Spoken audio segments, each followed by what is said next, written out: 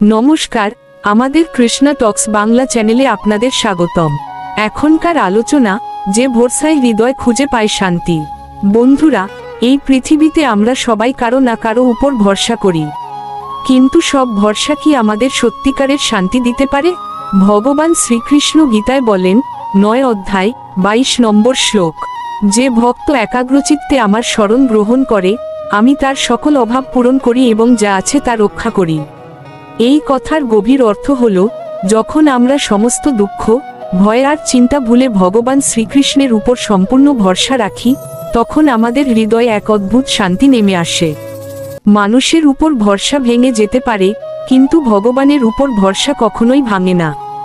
জীবনে যত সমস্যাই আসুক না কেন, যদি আমরা মনে রাখি ভগবান শ্রীকৃষ্ণ আমার সাথে আছেন, তাহলে কোনো ভয় আমাদের ছুঁতে পারবে না। এই ভরসাই আমাদের জীবনের আসল শক্তি। চ্যানেলটি ভালো লাগলে একটা লাইক, কমেন্টস এবং সাবস্ক্রাইব করে দিবেন। হরে কৃষ্ণ।